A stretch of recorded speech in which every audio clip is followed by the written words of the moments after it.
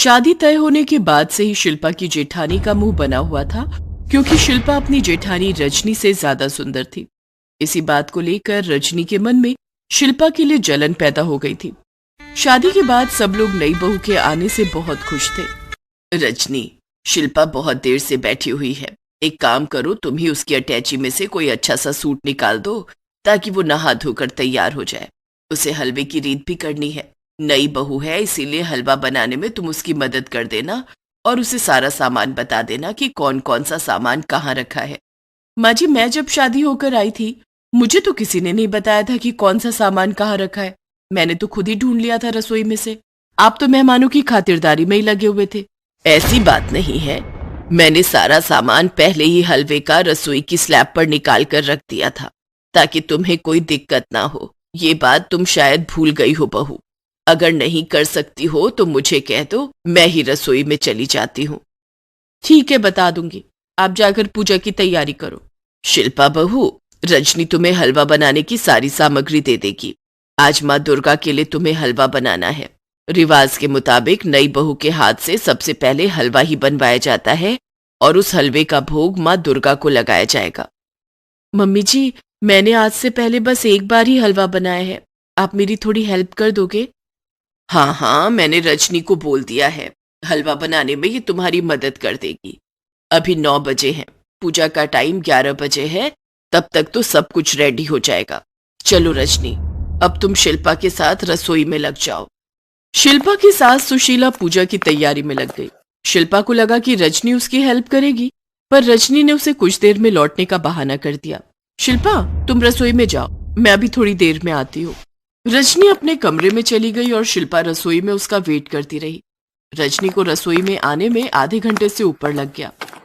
जानबूझकर उसने ऐसा किया। शिल्पा, सॉरी, मुझे आने में देर हो गई। अरे वो कपड़े प्रेस कर रही थी। तुम्हारे जेठ जी को भी आज ही वो कुर्ते पजामा चाहिए था जो बिना प्रेस का रखा था। ये भी बड़ा परेशान करते हैं। चलो मैं तुम्हें सामान निकाल देती हूँ। ये रहा देसी घी, ये रही चीनी और ये रही सूजी। तुम हलवा बनाने की तैयारी करो। कुछ समझ में ना आए तो पूछ लेना, तब तक मैं ड्राई फ्रूट काट देती हूँ। ठीक है भाभी। शिल्पा हलवा बनाना शुरू करती है। हे माँ दुर्गा, मैं आपके प्रसाद के लिए हलवा बना रही हूँ। आपके आशीर्वाद से हलवा सही बन जाए, बस यही प्रार्थना करती हूँ। जितनी मर्जी प्रार्थना कर ले, पर हलवा बिल्कुल ठीक नहीं बनेगा। अपने रंग रूप पर तुझे बड़ा गुरूर है ना। अब जब हलवा खराब बनेगा तो ये सब रंग रूप धरा का धरा रह जाएगा। माँ जी से ऐसी डांट पड़ेगी ना कि हमेशा याद रहेगी। तभी शिल्पा का पति रवि रसोई में आ जाता है। पंडित जी पूजा के लिए आ गए हैं। माँ पूछ रही हैं हलवा कितनी देर में बन जाएगा? बस तैयार हो गया है। भाभी ड्राई फ्रूट दे रही हैं, वो डाल दूं। आप बोल दो माँ जी को कि हलवा बन चुका है। शिल्पा से मिलने के बहाने हलवे के लिए बोलने के लिए आ गए देवर जी। मैं सब जानती हूँ। नहीं भाभी, ऐसी बात नहीं है। आप भी ना जब देखो मजाक करते रहते हो। अच्छा, मैं माँ को बोल देता हूँ। शिल्पा, ड्राई फ्रूट मैंने डाल दिया है, तुम प्रसाद का निकाल लो, फिर हम माँ जी के पास चलते हैं। रजनी अब तक अपना काम कर चुकी थी। शिल्पा जब रवि से बात कर रही थी, रजनी ने ड्राई फ्रूट डालने के बहाने हलवे में नमक डाल दिया। रजनी मन ही मन बहुत खुश हो रही थी कि उसने हलवे को खराब कर दिया। अचानक शिल्पा रजनी के गले लग जाती है। भाभी, थैंक यू सो मच, आपने मेरी इतनी हेल्प की। आप बहुत अच्छे हो भाभी। मुझे सचमुच आपसे एक बड़ी बहन का प्यार मिला है। थैंक यू सो मच भाभी। शिल्पा ने अपनेपन से रजनी को गले लगाया तो रजनी थोड़ी भावुक हो गई। उसे लगा कि शायद उससे बहुत बड़ी भूल हो गई है, पर अब तक तो बहुत देर हो चुकी थी। रजनी गलती कर चुकी थी। उसने हलवे में नमक मिला दिया था, अब वो कुछ नहीं कर सकती थी। शिल्पा हलवा लेकर पूजा में जाती है और अपने हाथों से माँ दुर्गा को हलवे का भोग लगाती है। बहू, अब इस प्रसाद के हलवे को सब में बांट दो। जी माँ जी, मैंने तो बहुत बड़ी भूल कर दी, हलवे में नमक डाल दिया। अब बेचारी शिल्पा को डांट पड़ेगी। हे माँ दुर्गा, मुझे क्षमा कर देना, मुझसे बहुत बड़ी भूल हो गई। शिल्पा सभी में प्रसाद का हलवा बांट देती है। आप सब लोग खाकर बताओ बहू ने कैसा हलवा बनाया है। देखने में तो बहुत स्वादिष्ट लग रहा है, मैं भी खाकर देखती हूँ। भाई वाह, बहुत टेस्टी हलवा है। क्या बात है शिल्पा, तुमने तो बहुत स्वाद प्रसाद बनाया है। शिल्पा, प्रसाद बहुत स्वादिष्ट बनाया है तुमने। हाँ, हलवा बहुत बढ़िया है। जीती रहो बहू, माँ दुर्गा तुम्हारे हाथ का हलवा खाकर बहुत प्रसन्न होंगी। बिल्कुल बराबर की चीनी डाली है हलवे में, मीठा न कम न ज्यादा। माँ जी, हलवा बनाने में रजनी भाभी ने मेरी बहुत हेल्प की है, इसीलिए मैं इतना अच्छा हलवा बना पाई। रजनी समझ गई थी कि ये सब माँ दुर्गा का चमत्कार है। उन्हीं के चमत्कार से खराब हलवा ठीक हो गया और हलवे में नमक का असर नहीं हुआ। माँ दुर्गा ने शिल्पा की प्रार्थना को सुना और शिल्पा के हाथों का बना हलवा सभी को बहुत अच्छा लगा। रजनी जान चुकी थी कि अपने चमत्कार के द्वारा माँ दुर्गा यही बताना चाहती हैं कि वो शिल्पा से प्रसन्न है और शिल्पा एक अच्छी इंसान है। तभी माँ दुर्गा ने उसकी मदद की। सब मिलकर माँ दुर्गा को प्रणाम करते हैं। रजनी माँ दुर्गा से क्षमा मांगती है। उधर शिल्पा मन ही मन माँ दुर्गा को उसकी प्रार्थना सुनने के लिए धन्यवाद कहती। दुर्गा माता की जय। चलो पूजा संपन्न हुई। अब बताओ कैसी हो तुम दोनों? मैं ठीक हूँ चित्रा, तुम सुनाओ? मैं भी ठीक हूँ बहन। अरे जया, क्या हुआ? किस सोच में डूबी हुई हो? कुछ नहीं, बस मन में प्रार्थना कर रही हूँ कि आज तो कोई क्लाइंट आ जाए। बिजली का बिल भरना है, माँ की दवाइयाँ लानी है। बहुत जिम्मेदारियां हैं मुझ पर और काम धंधा चौपट हुआ पड़ा है।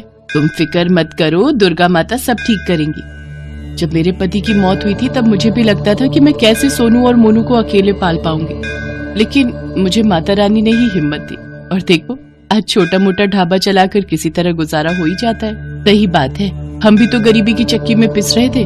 माँ की कृपा हुई और देखो आज मेरे पास सरकारी नौकरी है। ये कहानी माँ दुर्गा की इन 3 भक्तों की है, चित्रा, सुधा और जया।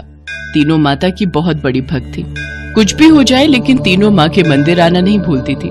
माता रानी के मंदिर में ही इन तीनों की मुलाकात हुई और फिर दोस्ती भी हो गई। चित्रा एक छोटा सा ढाबा चलाती थी। वो बहुत ही बढ़िया खाना बनाती थी और अपना ढाबा चलाकर अपने परिवार का पेट पालती थी। सुधा की नौकरी जेल में थी। वो वहां पर प्रहरी का काम करती थी, जबकि जया ने वकालत की पढ़ाई की हुई थी, मगर उसके पास केस ही नहीं आते थे। यही कारण था कि उसकी माली हालत अच्छी नहीं थी। ऐसे में चित्रा और सुधा हमेशा उसे हिम्मत बंधाती थी और कभी कभार उसकी मदद भी कर दिया करती थी। फिर एक दिन जब चित्रा अपने ढाबे पर माँ दुर्गा की पूजा कर रही थी, तभी उसके ढाबे पर काम करने वाला केशव भागा भागा उसके पास आया। दीदी सुनो ना। रुक, पहले ये प्रसाद खा और अब बोल। दीदी, लगता है माता रानी ने आपकी सुन ली। मतलब? देखो दीदी, वो जो नदी के पास होटल है ना, बड़ा सा। कौन सा? वो रिवर व्यू होटल? हाँ दीदी, वही। उन्हें अपने होटल के लिए एक बढ़िया सा शेफ चाहिए और उसके लिए वो एक प्रतियोगिता करा रहे हैं, जिसे जीतने वाले को वो अपने होटल में शेफ का काम देंगे और अच्छी पगार भी। अरे वाह केशव, क्या खबर लाया रे। मैं दिन रात एक कर दूंगी, लेकिन वो प्रतियोगिता जीत कर दिखाऊंगी।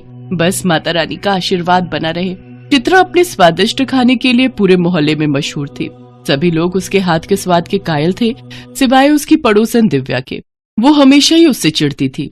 होटल की प्रतियोगिता वाली बात जब दिव्या को पता चली तो उसने सोचा, चित्रा की बच्ची, चाहे कुछ भी हो जाए, तुझे तो मैं जीतने नहीं दूंगी। जीतना तो दूर, मेरे रहते तो उस प्रतियोगिता में हिस्सा ही नहीं ले पाएगी। एक तरफ दिव्या चित्रा के खिलाफ जाल बुन रही थी, तो दूसरी तरफ सारा दिन बीत जाने पर भी जया के पास कोई केस नहीं आया। उसने मायूस होकर अपना केबिन बंद किया और मन में सोचने लगी, आज भी कोई केस नहीं आया। केबिन का किराया भी देना है, माँ की दवाइयाँ भी ले जानी है। उफ, कैसे हो पाएगा सब कुछ? हे माँ, कोई तो रास्ता दिखाओ मुझे। जया पैसों की किल्लत से जूझ रही थी, तो वहीं जेल में सुधा भी परेशान थी। नाइट ड्यूटी खत्म करने के बाद सुबह के वक्त वो जेलर के आने का इंतजार कर रही थी। फिर कुछ ही देर बाद, जय हिंद सर। जय हिंद। हाँ कहो। सर, मैं प्रहरी सुधा हूँ। बैरक नंबर 3 और 4 में मेरी ड्यूटी है। हाँ तो? सर, वो नवरात्रि आ रही है तो छुट्टी चाहिए थी। क्यों? छुट्टी लेकर क्या करोगी? सर, वो माँ की चौकी सजानी है और। देखो, इन सब कामों के लिए छुट्टी नहीं मिलेगी। अच्छा तो सर, बस नवमी के ही दिन की छुट्टी दे दीजिए। जाओ यहाँ से, कहा ना छुट्टी नहीं मिलेगी। जी सर। जय हिंद। सुधा अपना सा मुंह लेकर जेलर के कमरे से बाहर निकल आई। जया और सुधा जहाँ दुखी और परेशान थे, तो वहीं चित्रा कुकिंग कंपटीशन को लेकर उत्साहित थी। लेकिन वो नहीं जानती थी कि उस पर दुखों का पहाड़ टूटने वाला था। नवरात्रि के ठीक एक दिन पहले जब चित्रा पूजा पाठ के लिए अपने घर की सफाई कर रही थी, तभी उसके घर के सामने पुलिस की गाड़ी आकर रुकी। हाँ जी कहिए। तुम्हारा नाम चित्रा है? हाँ जी, पर हुआ क्या है? बैठो, हमें तुम्हारे घर की तलाशी लेनी है। इतना कहकर इंस्पेक्टर ने चित्रा को धक्का दिया और 2-3 पुलिस वाले चित्रा के घर में रखे सामान को उलट पलट कर देखने लगे और फिर ये नशीली दवाइयों की पेटी कहाँ से ली तुमने और कहाँ बेचती थी ये सब नशे का सामान? मैं इस बारे में कुछ नहीं जानती इंस्पेक्टर साहब। इस पेटी में क्या है और ये मेरे घर में कैसे आई, मुझे कुछ नहीं पता। मैं तो पूरी ईमानदारी से अपना छोटा सा ढाबा चलाती हूँ साहब। अच्छा तो ठीक है, फिर अब जेल में अपने जैसे कैदियों के लिए खाना बनाना। पुलिस चित्रा को पकड़ कर ले गई। उधर अपने घर के दरवाजे पर खड़ी चित्रा की पड़ोसन दिव्या मुस्कुराने लगी। असल में ये उसी की चाल थी। दिव्या का पति मेडिकल स्टोर पर काम करता था और चित्रा के घर में वो नशीली दवाइयों की पेटी दिव्या ने ही रखी थी ताकि चित्रा प्रतियोगिता में हिस्सा न ले पाए। फिर उसी रात जेल में। चित्रा तुम यहाँ कैसे? क्या बताओ बहन, मेरी तो किस्मत ही फूट गई।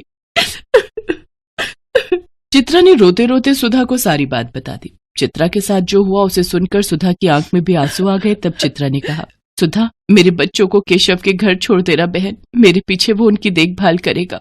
एक माँ को अपने बच्चों की कितनी फिक्र होती है ना, पर माता रानी पता नहीं मेरी परीक्षा क्यों ले रही है।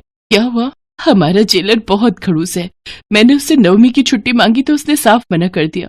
कभी ऐसा नहीं हुआ कि अष्टमी या नवमी पर मैंने कन्या पूजन नहीं किया हो, लेकिन इस बार चिंता मत करो सुधा, देखना माता रानी सब ठीक करेंगी। माँ दुर्गा की ये तीनों भक्त बहुत परेशान थी और ये देखकर दुर्गा माँ को भी अच्छा नहीं लग रहा था। तभी उनके पास नारद मुनि प्रकट हुए। नारायण नारायण, प्रणाम माते। माते ये कैसी व्यथा है? आपकी तीनों भक्त परेशान हैं, उन्हें आपकी कृपा की आवश्यकता है। आप चिंता न करें ऋषिवर, इनके दुखों का अंत निकट है और इसके लिए मुझे धरती लोक पर जाना होगा। जय हो माता रानी की जय हो। नारायण नारायण। नवरात्रि के दिन चल रहे थे और माता रानी की तीनों भक्त अपनी अपनी समस्याओं से जूझ रही थीं। लेकिन तीनों में से किसी ने भी माँ दुर्गा पर अपना विश्वास नहीं खोया था। सुधा ने जेल में ही माता रानी की चौकी सजा ली थी और नवरात्रि के पूरे व्रत भी रख रही थी। फिर अष्टमी के दिन जब सुधा माता रानी की पूजा कर रही थी, तब अचानक माँ दुर्गा की मूर्ति से तेज प्रकाश निकलने लगा, जिसे देखते ही सुधा की आंखें बंद हो गई और फिर, आंखें खोलो पुत्री। माँ आप साक्षात माँ दुर्गा मेरे सामने। मैं तो धन्य हो गई माँ। तुम्हें तुम्हारे काम से अवकाश नहीं मिला तो क्या हुआ, देखो मैं स्वयं तुम्हारे पास आ गई। सुधा की आंखों में खुशी के आंसू थे। उसने माँ की आरती की और उनके चरण स्पर्श किए और फिर, पुत्री मुझे तुम्हारी सहायता की आवश्यकता है। मेरी सहायता की? मैं एक तुच्छ प्राणी क्या कर सकती हूँ आपके लिए? चित्रा को यहाँ से बाहर निकालना होगा। मैं उसका रूप लेकर यहाँ रहूंगी और तुम्हें उसे इस कारागार से बाहर निकालना होगा ताकि वो कल होने वाली प्रतियोगिता में हिस्सा ले सके और अपना स्वप्न पूर्ण कर सके। जो आज्ञा माँ। माँ दुर्गा अपने साक्षात रूप में सुधा के साथ चित्रा के पास पहुँची, जहाँ चित्रा दीवार पर माँ की तस्वीर बनाकर उसकी पूजा कर रही थी। तभी सुधा ने चित्रा को पुकारा, चित्रा चित्रा देख जरा हमसे कौन आया है मिलने। साक्षात माता रानी। क्या ये सच है क्या? ये मैं कोई सपना देख रही हूँ? मैं तो धन्य हो गई माँ, आपके साक्षात दर्शन पाकर। अब मुझे जीवन में कुछ नहीं चाहिए, कुछ नहीं चाहिए। नहीं पुत्री, अभी तो तुम्हें बहुत कुछ करना है। अब मैं तुम्हारे लिए उस प्रतियोगिता में भोजन तो नहीं बना सकती, क्योंकि वो बाकी प्रतिभागियों के साथ सही नहीं होगा। भोजन तो तुम्हें स्वयं ही बनाना होगा, किंतु तुम्हारे स्थान पर यहाँ जरूर रह सकती हूँ, वो भी तुम्हारे ही रूप में। नहीं माँ, भाड़ में गई ऐसी प्रतियोगिता जिसके लिए आपको यहाँ जेल में रहना पड़े। तुम भी तो एक माँ हो ना, और अपने बच्चों के लिए कितने कष्ट सहती हो, तो मैं भी तुम्हारी माँ ही हूँ। चिंता मत करो, कल से ही जया कोर्ट में तुम्हारा केस लड़ेगी। मैं खुद उससे मिलकर आई हूँ, वो तुम्हें अवश्य ही निर्दोष साबित करेगी। इसके बाद दुर्गा माँ ने चित्रा का रूप लिया और उसकी जगह जेल में बैठ गई। फिर चित्रा और सुधा ने उन्हें प्रणाम किया और सुधा ने चुपके से चित्रा को जेल से बाहर निकाल दिया।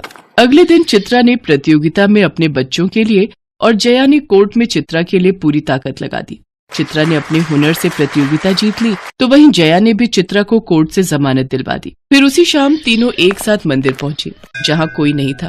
उन्होंने माँ दुर्गा को प्रणाम किया और माँ ने अपने साक्षात रूप में फिर से तीनों को दर्शन दिए। माता रानी की जय हो। पता है माँ, आपकी कृपा से चित्रा का केस जीतते ही मेरे पास ढेरों लोग आने लगे हैं। अब मेरे पास कोई कमी नहीं रही। मेरी बच्चियों, तुम सबके दुख भरे दिन दूर हुए। अब ऐसे ही हंसी खुशी से जीवन बिताओ और एक दूसरे की मदद करते रहो। दुर्गा मैया की जय, दुर्गा मैया की जय, दुर्गा मैया की जय।